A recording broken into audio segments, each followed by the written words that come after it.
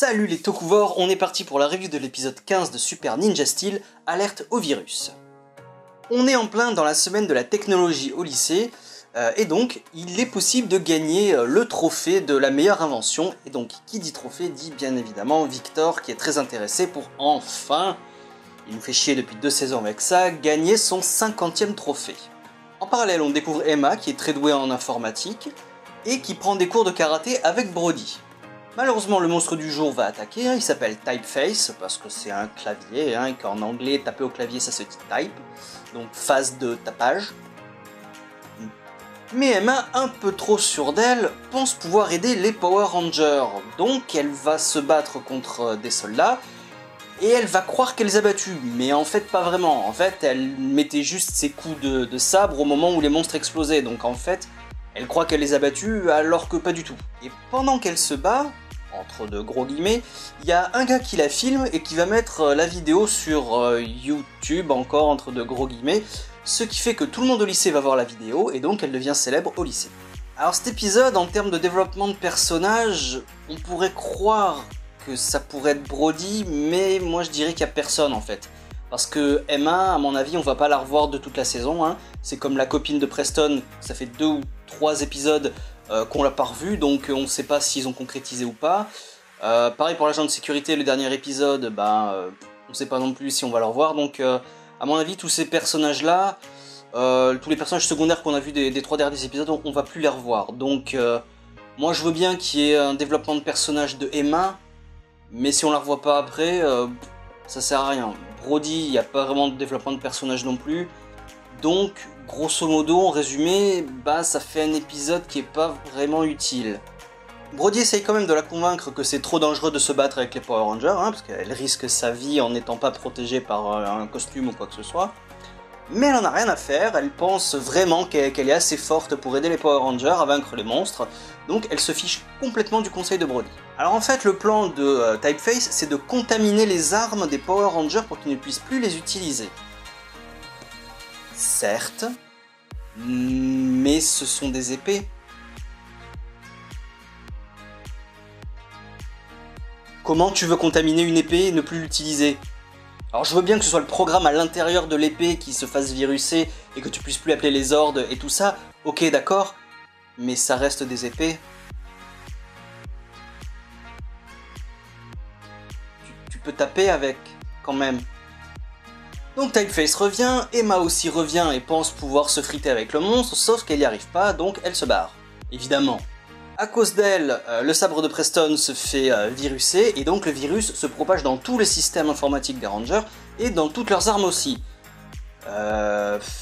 Ok, mais c'est toujours des épées, donc je veux bien que même les pistolets, comment un pistolet ne peut plus tirer, je sais pas. Bon, admettons, ok, vas-y, roule, ok, on y va. Mick n'arrive pas à déviruser les ordinateurs et les armes, donc les Rangers vont demander de l'aide à Emma, puisqu'elle s'y connaît en informatique, et ils la ramènent dans le QG. Donc, on est d'accord que les Rangers sont conscients que leurs armes ne marchent pas. Ok, ils en sont conscients, ils le savent. Je te jure que 30 secondes plus tard, quand ils retournent combattre le monstre, ils s'étonnent que leurs armes ne marchent pas. Oh mais ça marche pas. Oh zut alors, essayons ça. Oh ça marche pas non plus. Il y a 30 secondes, littéralement 30 secondes de vidéo, d'épisode. Il y a 30 secondes plus tôt, vous le dites, vous le savez. Et pendant le combat, vous vous étonnez de ça? Oh.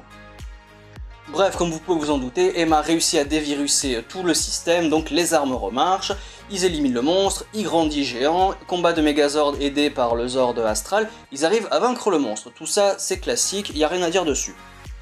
Emma réalise enfin que c'est trop dangereux de se battre avec les Power Rangers, d'essayer de les aider, donc ok, elle accepte de ne plus le faire, mais Brody lui donnera quand même quelques autres cours de karaté pour elle-même, pour son développement personnel. Et enfin, on finit par notre traditionnel gag de Victor et Monty, qui ont inventé un cyberchef, parce que je vous rappelle qu'on est dans la semaine de la technologie et qu'il y a un trophée à la clé. Donc ils ont inventé un cyberchef qui donne ce qu'on sélectionne, enfin le repas qu'on sélectionne automatiquement aux gens. Ça s'appelle donc un distributeur. Bon, certes, voilà.